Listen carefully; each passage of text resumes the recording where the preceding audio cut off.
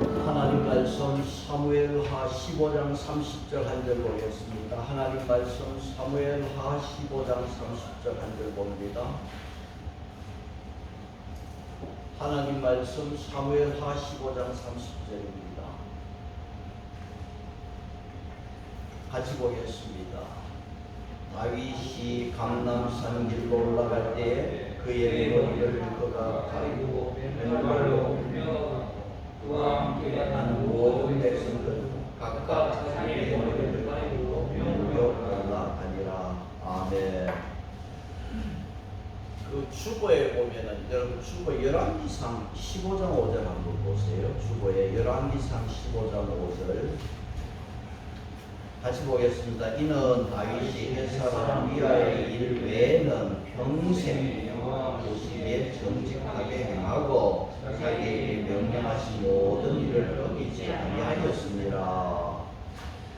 후대에 열왕기서를 기록한 이 저자는 다윗에 대해서 우리아의 일을 일생의 유일한 흠으로 기록을 했어요. 참 요것만 없었으면 평생의 여호와 보시기에 정직하게 행하고 정말 하나님의 모든 명령을 어기지 아니한 왕이 되었을 것인데 우리아의 일이 참 일생의 흠이 되었습니다.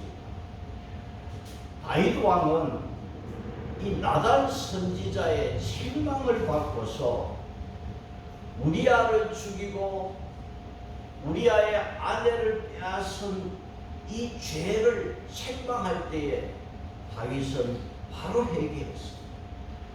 자, 주보에 그 보면은 사무엘하 12장 13절에 다윗이 나단에게 이르되 내가 누구에게 여호와께 죄를 범하였노라.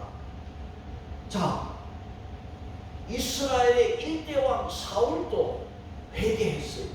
자, 사무엘상 15장 24절 봅니다. 사울이 사무엘에게 이르되 내가 범죄하였나이다. 그러면 사울과 다윗의 차이는 뭡니까? 주보에 실린 대로 차이는 분명하죠. 다윗은 내가 여호와께 범죄했다고 했어요. 사울은 뭐라고 했어요? 내가 범죄하였나이다. 이 사울의 회개는 자기의 명성을 지키기 위해서 왕의 자리를 지키기 위한 몸부림뿐이었습니다. 하나님을 두려워한 것이 아니라 사울은요 사람을 두려워했고 사람의 눈치를 살폈어요. 다윗의 회개는 뭐냐? 내가 누구에게 죄를 범했습니다. 내가 하나님께 범죄했습니다. 분명하게 말했습니다. 다윗의 회개는요 적극적이고 변명이 없는 회개였습니다. 사울은 변명이 많았지만은 다윗은 그렇게 변명하지 않았습니다. 다윗 왕이 하나님께 죄를 범하고 바로 회개할 때에 사무엘하 12장 13절에 하나님께서 다윗의 죄를 사해 주셨습니다. 그리고 하나님께서 뭐라고 했어요? 당신은 죽지 아니할 것이다. 다윗의 지은 죄는 구약의 율법으로 따지면 돌에 맞아 죽을 죄. 그렇지만 회개하는 자에게 하나님 용서해 주셨습니다. 그런데 사무엘하 12장 14절에 이 일로 그랬거든요. 그런데 원문에는 영어 성경에는 그렇지만 이 일로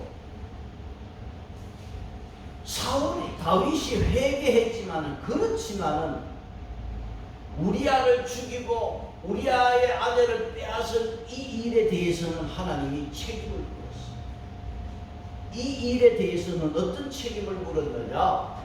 첫 번째로는 사무엘하 12장 15절에서 다윗에게서 태어난 이 아이는 하나님께서 죽을 것이다. 그래서 12장 15절에 이 아이를 하나님이 치셨다고 했어요. 이것은 무슨 말씀입니까? 다윗의 죄의 심각성을 하나님께서 깨닫게 합니다. 왕이 되고 성공하고 올라갈수록 죄에 대한 감각이 무뎌졌어요. 그래서 하나님께서는 이 아이를 치심으로 죄의 심각성을 하나님께서는 깨닫게 해주었습니다. 그래서 하나님께서 이 아이를 칠 때에 다윗이요, 혹시나 하나님이 살려주실까봐 엎드려서 금식기도해요. 며칠을, 일주일. 근데 하나님께서는 일주일 만에 이 아이를 데려갔어요. 하나님 말씀한 대로 이 죄에 대한 책임을 하나님 첫 번째로 물으시면서 이 아이를 데려갔어요. 두 번째로 하나님께서 다윗에게 심판이 무엇이었느냐? 우리가 앞에 12장 10절에서 다윗에게 뭐라고 그랬죠? 네 집에 칼이 떠나지 않을 것이다. 두 번째 하나님께서 여기에 대해서 책임을 물으면서 다윗의 집안에 칼이 떠나지 않는 심판을 하십니다.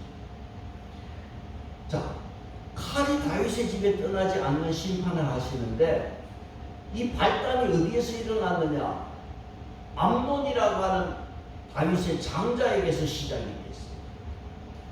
그래서 13장 1절로 2절에서 그 암논이 이 발단을 일으키는 장면이 나와요. 자, 13장으로 가겠습니다. 사무엘하 13장으로 가겠습니다.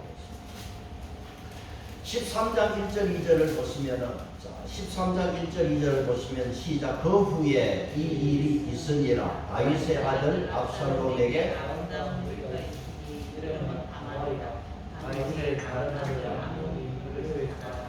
그는 처녀이므로 어찌 할 수 없는 줄 알고 암논이 그의 누이 다말 때문에 울화로 말미암아 병이 되니라. 암논이요, 이 다말이라고 하는 이 압살롬의 누이 다말을 짝사랑하다가 우라통이 터졌는지 화병이 났어요. 그래서 이 암논이 이 다말을 폭행을 했어요. 압살롬은요, 자기 누이가 이렇게 당했다는 소식을 듣고는 복수를 기획합니다. 13장 23절 제목을 한번 보세요. 13장 23절 제목이 뭡니까? 압살롬의 복수입니다. 다윗의 집에 칼이 떠나지 않을 것이라고 한 말씀의 첫 희생자가 다윗 가문의 장자가 희생자입니다. 하나님은 분명하게 책임을 물었어요. 압살롬은요, 자기 누이가 당한 것에 대해서 암논을 죽이고는 어디로 도망을 갔느냐 하면 자기 외가로 도망을 갔어요. 그술로 도망을 갔어요. 그래서 압살롬이 도망가서 외갓집에서 몇 년을 살았느냐. 여러분 성경에 보면 사고치고 외갓집으로 도망한 사람 있잖아요.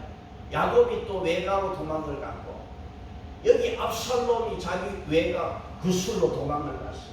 자, 그술에 가서 몇 년을 살았느냐, 몇 년을 있었느냐. 13장 38절 보시면 몇 년을 있었다고 했어요. 압살롬이 도망하여 그술로 가서 거기에 산지 몇 년? 3년이에요. 3년. 여러분 어찌하든지 사람은 도망가는 일 하지 말아요. 압살롬이 도망을 가서 그술에 가서 3년을 사는데 14장으로 가서 14장 제목이 뭐로 되어 있습니까? 예루살렘으로 돌아오다 그랬어요. 요압 장군이 다윗 왕을 보니까 여기에 장자는 이미 죽었고, 그러니까 죽은 지 벌써 3년 됐잖아. 죽었고, 다윗 왕의 둘째 아들은요, 성경에 사람이 죽었는지 이것도 없어. 둘째는. 근데 셋째 아들은 지금 도망을 가 있고, 그러니까 다윗이 3년이 지나면서 셋째에 대한 그리움이 있어. 그래서 여러분 13장 39절 보시면 다윗 왕의 마음이 압살롬을 향하여 간절하니, 암논은 이미 죽었으므로 왕이 위로를 받고, 그러니까 다윗 왕이 이 압살롬을 향한 이 마음이, 간절한 마음을 요압 장군이 본 거예요. 그래서 요압 장군이요, 눈치가 있어가지고 그술로 가서 이 압살롬을 데리고 예루살렘으로 온 거예요. 그래서 오늘 14장은 압살롬이 예루살렘으로 돌아옵니다. 그런데 그런데 참 이상한 것은 그렇게 압살롬에 대해서 그 마음의 열정이 보고 싶은 마음이 있었는데 막상 압살롬이 와서 왕이 그 아들을 보고 나서는 이상해져 버렸어요. 여러분 14장 23절 보세요. 14장 23절 24절 같이 봅니다. 시작. 요압이 일어나 압살롬을 데리고 예루살렘으로 오니 왕이 이르되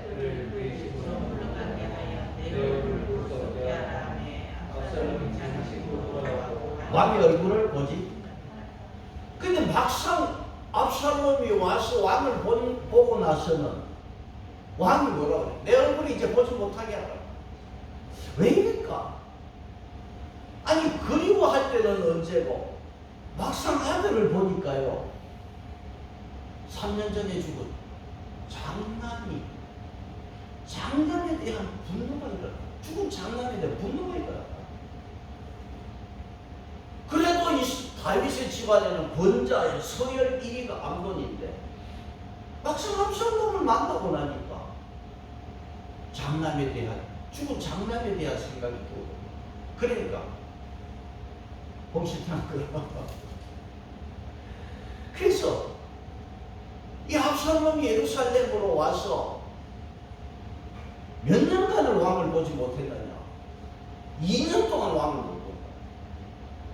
14장 28절 보세요. 압살롬이 어때 동안? 이태 동안 예루살렘에 있으되 왕의 얼굴을 보지 못한다. 이태는 얼마? 2해. 2년을 가. 그래서 암논은 다윗의 집안의 권자 서열 1인데 이 장자를 잃은 그 아픔이 다윗의 마음속에는 여전히 있었다. 그래서 2년 동안 압살롬은 가택 연금된 거야.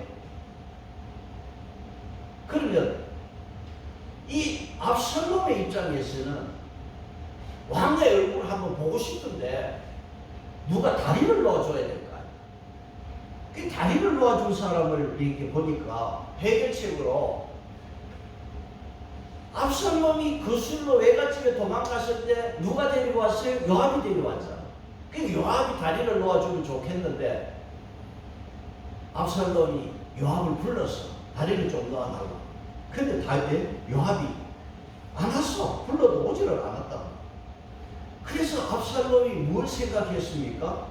뭘 생각했느냐 하면 종들에게 압살롬이 자기 종들에게 야 이놈들아 요압의 밭에 가서 그때 보리가 피는 때인데 보리밭에 불을 지르라. 그러니까 압살롬의 종들이 요압의 밭에 가서 보리밭에다 불을 질러 놓겠어. 불을 질러 놓으니까 여러분 생각해 보세요.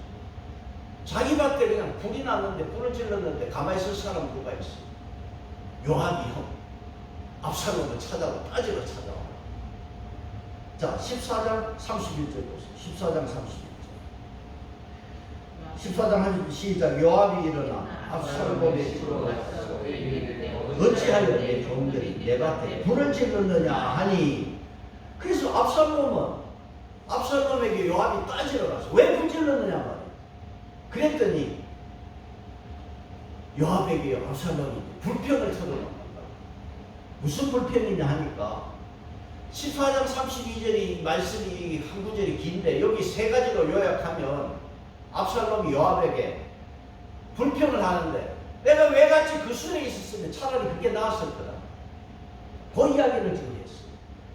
그리고 32절 하반절에 보시면은 이제 그랬죠. 32절 그 끝에 보면 14장 32절 끝에 보면 이제 네가 나로 하여금 왕의 얼굴을 볼 수 있게 하라. 이제는 네가 좀 다리를 놔서 왕의 얼굴 좀 볼 수 있게 해라. 그 다음 세 번째는 그 끝에 뭐라고 했어요? 내가 만일 죄가 있으면 왕이 나를 죽이시는 것이 옳으니라 하는지. 내가 죄가 있으면 왕이 나를 죽이면 될 거 아니냐 말이야. 지금 압살롬의 이야기는 내가 이렇게 푸대접 받고 있을 이유가 없다는 거야. 그러면 여기에서 우리가 생각하는 것은 이 압살롬이 회개할 줄 모르는 교만한 인간이죠. 좀 머리를 숙이면 좋았는데 왜 이렇게 부대접 받느냐는 거예요. 그래서 이 말을 들은 요압 장군은 다윗 왕에게 가서 그 압살롬이 부탁한 말을 그대로 가서 일러주니까 왕이 그럼 한번 보자. 압살롬을 불렀는데 요 압살롬이 왕 앞에 가서 머리를 숙이면서 절을 때 왕이 어떻게 했어요? 왕이 압살롬에게 입을 맞췄단 말이에요. 그러면 이건 뭐가 같느냐 하면 마치 우리 신약 성경에 가룟 유다가 예수님에게 입을 맞춘 그와 같은 꼴이 됐어요. 무슨 말이냐 하면 가룟 유다가 예수님과 입 맞추고 나서 배반했잖아요. 다윗과 압살롬 사이에서 입 맞춤이 있고 나서 이 압살롬이 반역에 입 맞추고, 그러니까 어색한 화해는 안 하는 게 나아. 어색한 화해는 문제만 일으켜버렸어. 집안에 갇혀 있는 지가 2년 동안이었는데 압살롬 자신은 무시당했다고 하는 이것 때문에 분노와 성함이 지 속에 쌓이는 거예요. 그래서 분한 마음이 아버지하고 입맞춤은 있었지만은 이게 배반의 입맞춤이 되었고 아버지 오늘로서 끝이라는 마지막 입맞춤이 되었어요. 그래서 여러분 15장 제목이 뭡니까? 압살롬의 반역이 시작이 돼요. 그래서 16장에서 18장까지는 반역한 압살롬의 이야기가 여기에서 나오고 있습니다. 우리가 여기서 다른 말로 표현하면 압살롬이 바람을 일으킨 거예요. 세상에서요, 어떤 사람이 바람을 일으키면 많은 사람들이 그 바람을 따라 움직이게 되는데 이 바람을 일으키는 사람도 죽고 바람에 휘말린 사람도 망하는 길.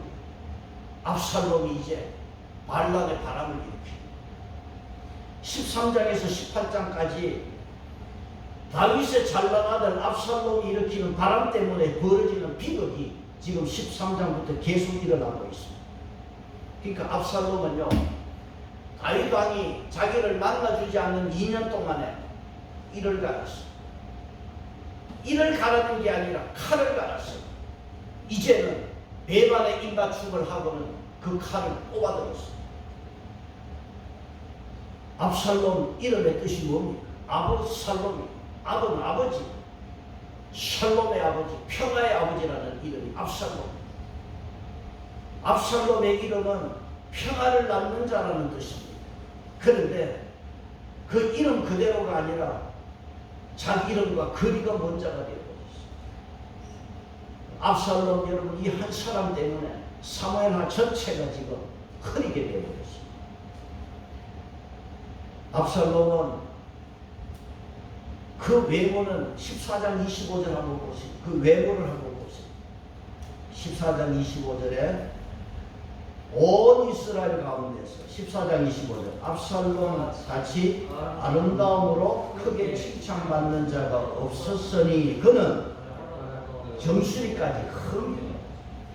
온 이스라엘에 이렇게 외모로 칭찬받는 자는 압살롬 말고는 없어요. 그리고 어디에서 어디까지 잘생겼어요? 발바닥에서 정수리까지 흠이 없는 자. 압살롬은 못생긴 데가 없어. 너무 잘생기고 너무 잘나고 꽃미남이. 얼마나 잘생겼나 하면 발바닥까지도 잘생겼어. 세상에 이런 사람은 결점이 없습니다.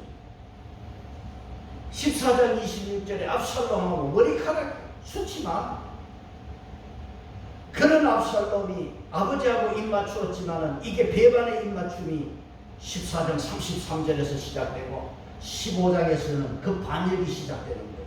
14장 33절 같이 봅니다. 요압이 왕께 나아가서 그에게 말하매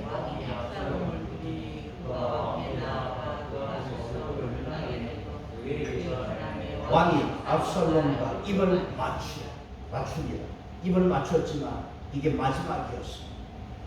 그래서 압살롬은 자기 잘생긴 것을 이용해서 이제 반역을 하는데 15장 1절에 누구를 위하여? 15장 1절 보세요. 그 후에 압살롬이 자기를 위하여 병거와 말들을 준비하고 호위병 50명을 그 앞에 세우고 누구를 위해서? 자기를 위해서.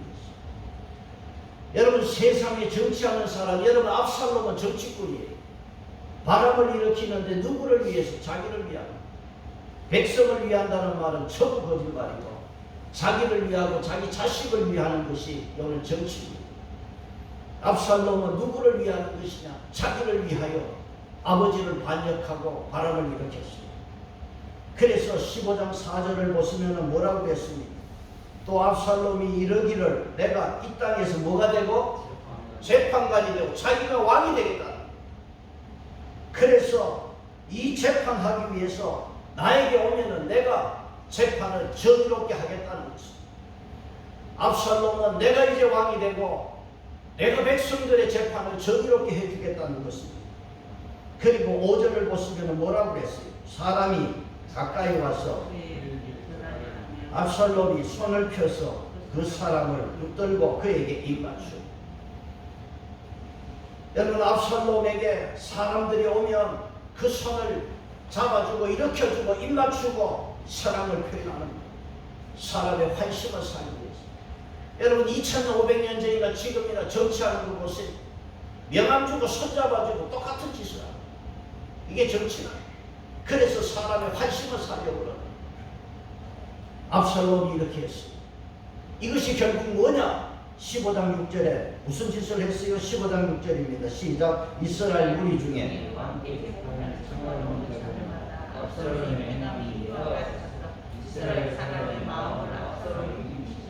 이 사람이 압살롬이 어떻게 했어요? 백성들의 마음을 훔쳤어요. 백성의 마음을 도둑질한 거예요. 여러분 사람 마음 훔치는 거 가장 나쁜 도둑질. 도둑질하고 넘어갔어요. 사람들 보면 여기 지금 이스라엘 백성들 보세요.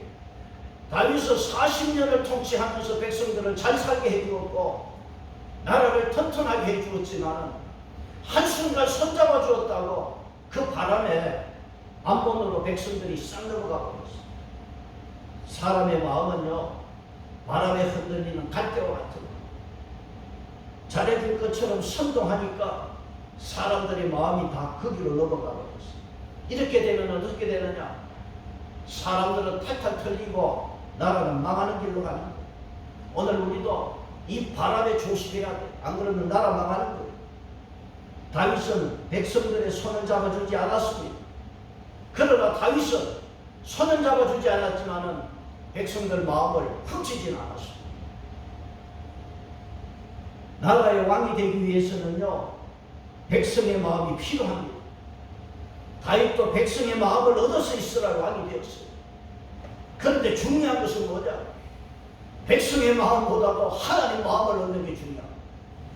오늘 저와 여러분도 하나님 마음에 드는 자 되고 하나님 마음을 얻는 자가 되어야 돼요. 백성의 마음을 얻기 위해서 성공하는 것 같아도 한순간 보세요. 돌았으면 망하는 길. 하나님이 인정하는 길을 가야 되는 거예요. 압살롬은 백성의 마음을 얻기 위해서 이렇게 도둑질했습니다. 백성들의 여러분 마음을 손잡아주고 손을 잡아주고 마음을 빼앗았는데 압살롬이요 이렇게 마음을 훔치는 일을 몇 년을 했느냐 하면 4년 동안 15장 7절 보시면 뭐라고 그랬어요? 4년 만에 4년 동안 준비를 했어요. 그래서 4년이 되면 4년이 지나면서 드디어 그 백성들의 마음을 훔친 마음을 가지고 본격적으로 반역을 시작하고 있어요. 15장 7절을 보시면은 이제 4년 만에 반역을 하는데 같이 보겠습니다. 시작. 4년 만에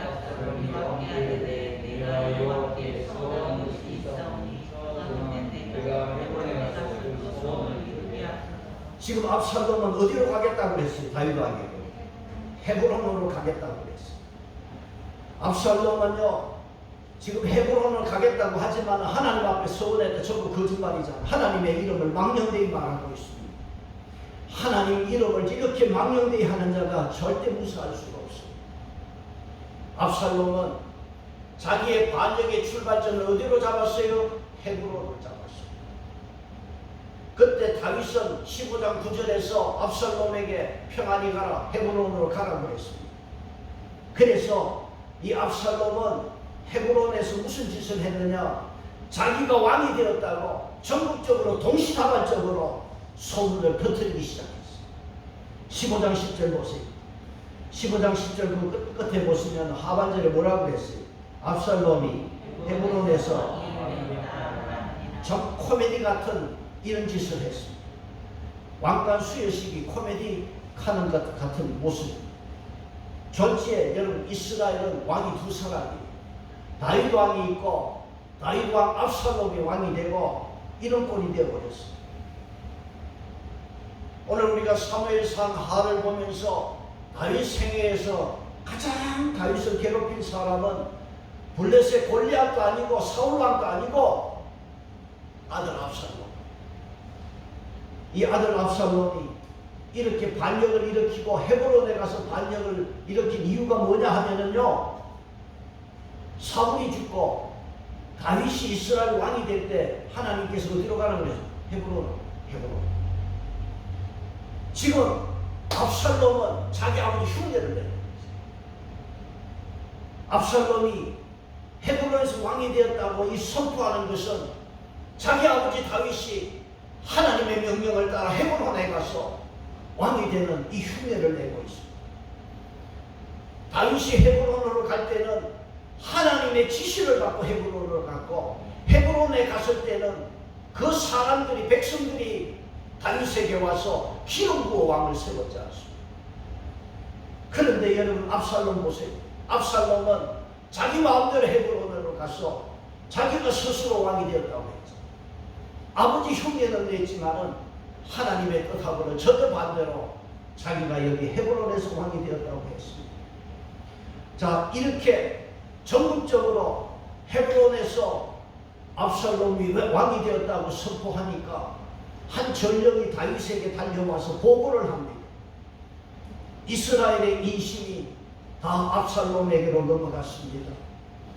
다윗과 함께했던 작전 참모, 다윗의 머리가 되었던 아히도벨도 압살롬으로 가버렸습니다. 다윗에게는 지금 큰일이 났습니다. 다윗 왕은요, 압살롬 칼에, 자기 아들의 칼에 죽을지 모르기 때문에 급히 도망을 가는 거예요.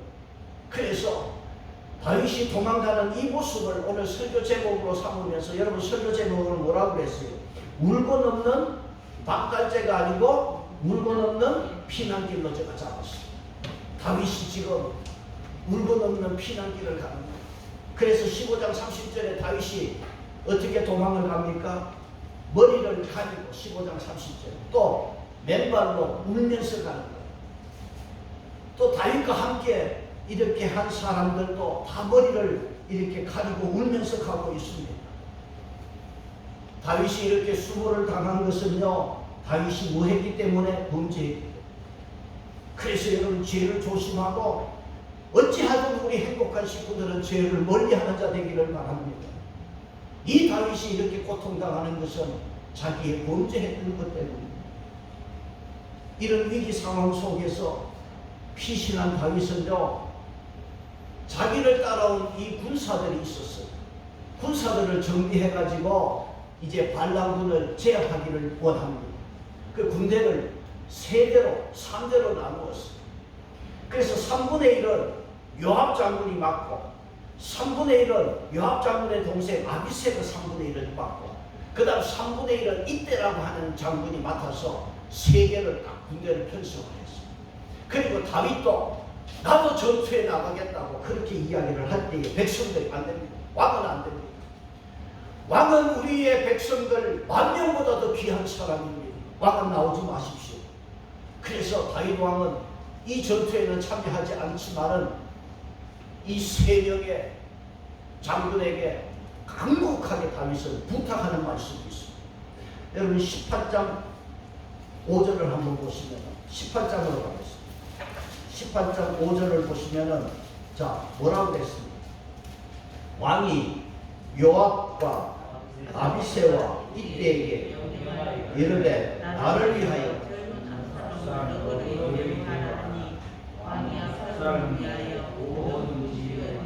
명령할 때 백성들이 다 들으리라.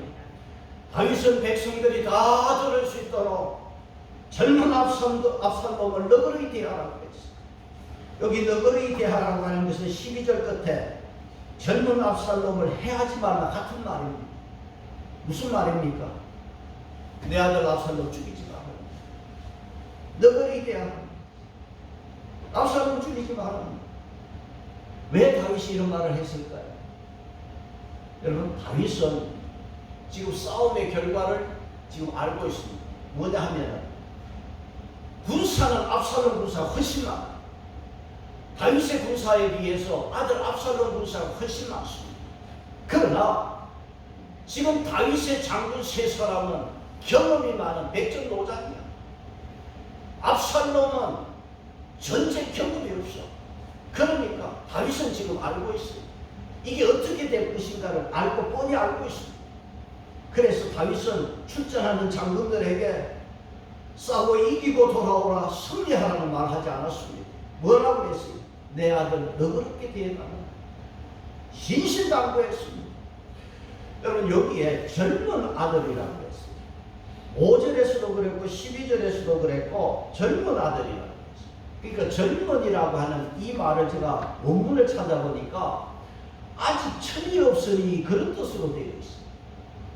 그러니까 다윗의 입장에서는 그저 철이 없어 부모에게 반항하는 철부지 청소년 같으니 좀 너그러이 대해달라는 그 말을 하고 있어요. 못난 아들이지만 아직 철이 없는 아들이다. 죽이지 말라. 그 말을 부탁하고 있습니다. 한때는 만났는데도 보기 싫어서 2년 동안 다윗이 만나지 않았습니다. 그런 아들인데 이 전쟁에서 아들 압살롬이 피할 수밖에 없음을 알고 철없는 아들, 이 아들만은 죽이지 말라고 당부하고 부탁을 했습니다.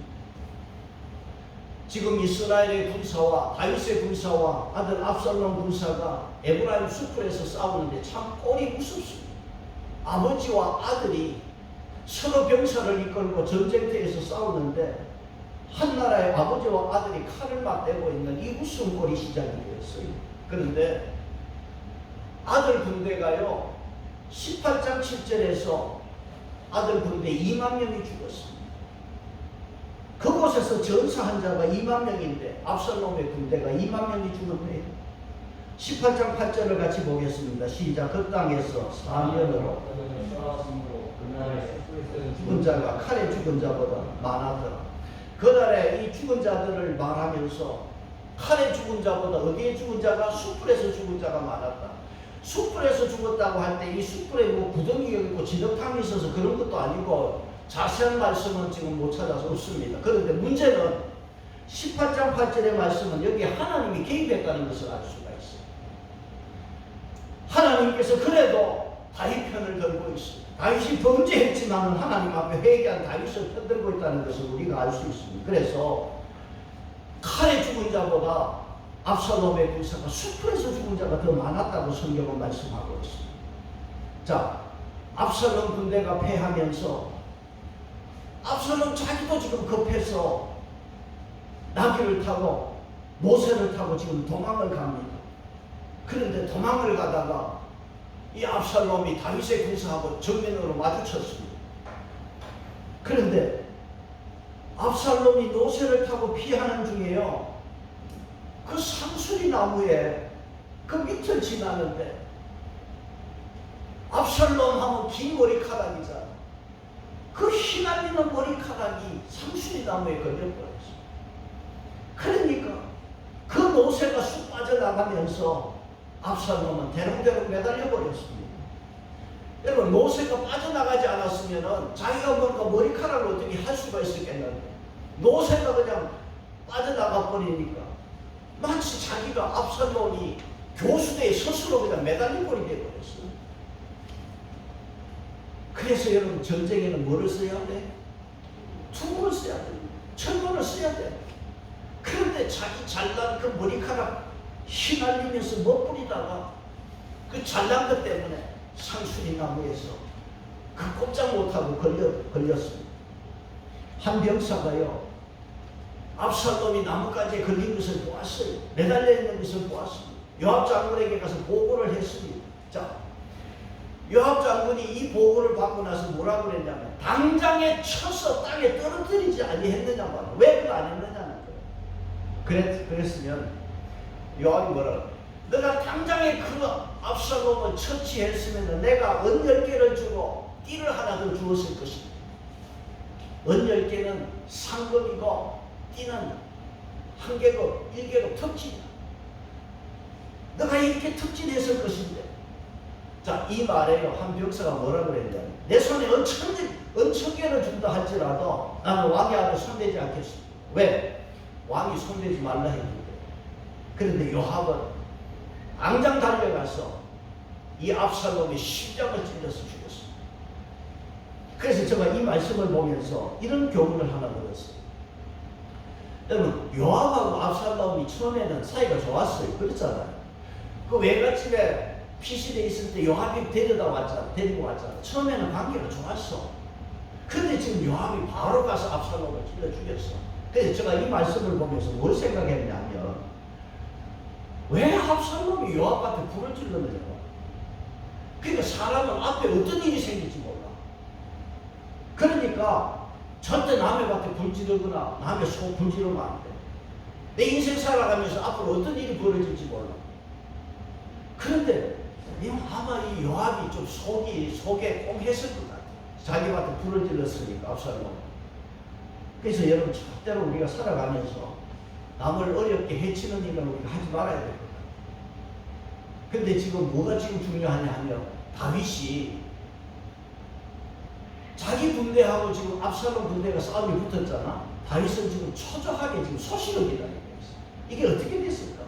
누가 이겼느냐? 다윗은 누가 이겼느냐? 승패에 지금 관심 없어. 뭐에 관심이 있을까? 압살롬이 살았느냐 죽었느냐 여기에 관심이야. 다윗은 지금 초조하게 기다리고 있어. 아들 생사가 지금 궁금한 거예요. 마치 아히마아스라고 하는 사람이 전쟁터에서 지금 다윗에게 왕궁으로 달려왔습니다. 달려올 때 다윗이 한 1000마디가 뭡니까? 여러분 18장에 보시면은 1000마디가 뭐냐 하면 18장 28절에 보시면은 그 아히마아스가 지금 달려왔어. 달려온 아히마아스에게 다윗이 뭐라고 그랬습니까? 29절에 뭐라고 했어? 왕이 이르되 젊은 압살롬은 잘 있느냐? 잘 있느냐? 이거 지금 묻고 있어. 전쟁에 이겼느냐? 이거 묻는 거 아니야 지금. 다윗은 내 아들이 잘 있느냐 이거예요. 그런데 달려온 전령이 뭐라고 그랬냐면 크게 전쟁터에서 소동 있는 것을 제가 보았는데 무슨 일인지는 난 모르겠습니다. 그런데 이 아히마아스가 지혜롭게 죽었다는 소식을 안 전하는 거 살짝 피했어. 그러니까 다윗이 그럼 너는 뒤에가 물러있어. 그리고 다시 뛰어온 한 사람이 있는데 누구냐 하면 부스 사람이 뛰어왔어. 그런데 이 부스 사람에게도 똑같은 질문을 합니다. 여러분 18장 32절에 뭐라고 그랬습니까? 18장 32절에 왕이 부스 사람에게 묻되 뭐라고 그랬어요? 젊은 압살롬 잘 있느냐 봐. 잘 있느냐. 다윗은 지금 이게 궁금한 거야. 내 아들 압살롬 잘 있느냐 봐. 그런데 이 부스 사람은 솔직하게 이야기했어요. 압살롬 죽었음을 알렸습니다. 이 소식을 들은 다윗 왕은 18장 33절 같이 봅니다. 시작. 왕의 마음이 심히 아파 우니라. 그가 올라갈 때